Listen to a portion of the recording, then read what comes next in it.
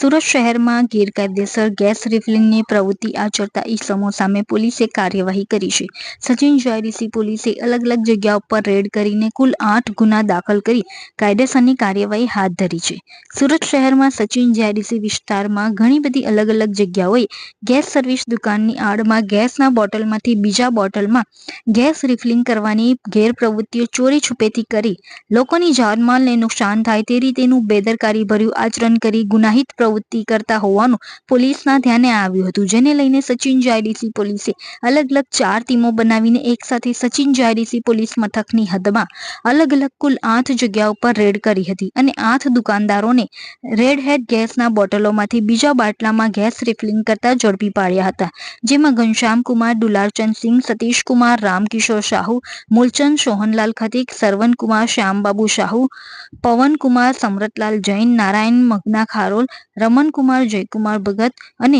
શબુમ Govind પાત્રાની Sachin GIDC પોલીસે ધરપકડ કરી છે. પોલીસે 8 દુકાનદારો પાસેથી અલગ અલગ કંપનીના નાના મોટા ભરેલા ખાલી ગેસના બાટલાઓ મળી 52 નંગ તેમજ ગેસ રિફિલિંગનું મશીન, નળી સાથે તેમજ ઇલેક્ટ્રિક વજન કાંટા, ગેસ ભરવાના વાલ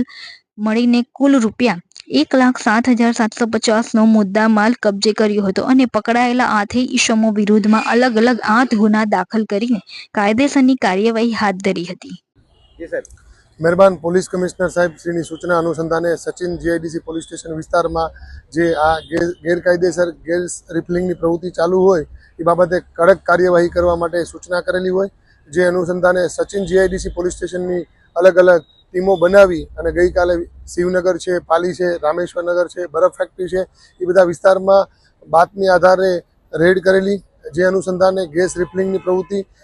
અહીંયા ખૂબ જ મોટા પ્રમાણમાં મજૂરો વસવાટ કરતા હોય, જેથી કોઈ જાનહાનિ અથવા તો મજૂરોને કોઈ નુકસાન ન થાય એ અનુસંધાને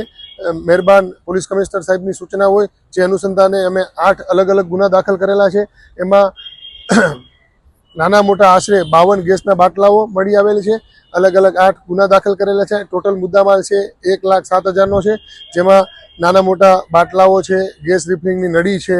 બરાબર વજન કાંટા છે અને 8 ગુના દાખલ કરી 8 આરોપી અટક કરેલા છે અને એ બાબતે આગળની તપાસ ચાલુ છે.